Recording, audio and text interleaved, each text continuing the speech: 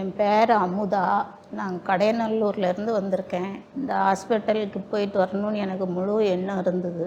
எனக்கு இருந்த பிரச்சனையும் நிறைய இருந்தது. ஆனாலும் வலி எனக்கு அது தொந்தரவு கொடுக்காததுனால வச்சுக்கிட்டே இருந்துட்டேன். பிறகு ரொம்ப கஷ்டத்தோட கூட வந்தேன். எங்கள் வீட்டுக்காரை கூப்பிட்டுக்கிட்டு வந்து 15 நாள் இருந்தேன். 15 நாளையில் 3 தடவை ஆப்ரேஷனுக்கு ஏற்பாடு பண்ணி ரொம்ப கஷ்டப்பட்டாங்க என்னால். அவங்கள அதை பார்த்தே ரொம்ப கஷ்டமாயிடுச்சு எனக்கு. காய்ச்சல் வந்துச்சு. அப்புறமேட்டுக்கு ப்ரெஷர் கூடி கூடி கூடி இறங்கி ரொம்ப கஷ்டப்பட்டேன். அப்படியே நீர் எடுத்து டெஸ்ட்டுக்கு அனுப்பி போய் டெஸ்ட்டுக்கு கொடுத்துட்டு வீட்டுக்கு போயிட்டேன். அதுக்கப்புறம் வந்ததுக்கப்புறம் இந்த மேடங்கள்லாம் எனக்கு ரொம்ப உதவியாக இருந்தாங்க. பிள்ளைங்களும் என்னை என் பிள்ளை மாதிரி நல்லா பார்த்துக்கிட்டாங்க. எவ்வளவோ கஷ்டப்பட்டாச்சு.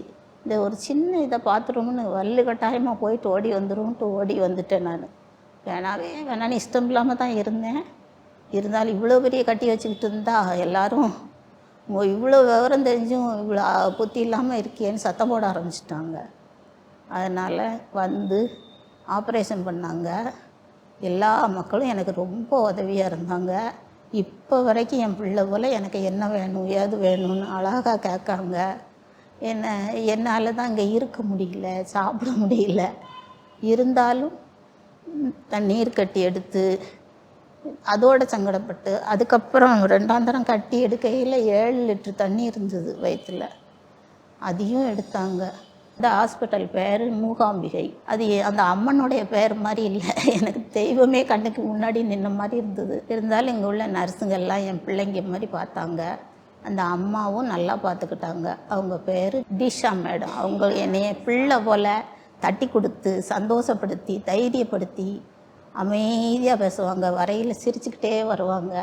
அவங்க சிரிப்பை பார்த்த உடனே எனக்கு வலி பூரா மறந்துடும். சரிம்மா சரிப்பா நல்லா இருக்குப்பா அப்படியே சொல்லுவாங்க. அது எனக்கு ரொம்ப ஊக்கப்படுத்துச்சு. வலியோடு ரொம்ப நான் தாங்கிக்கிட்டேன்.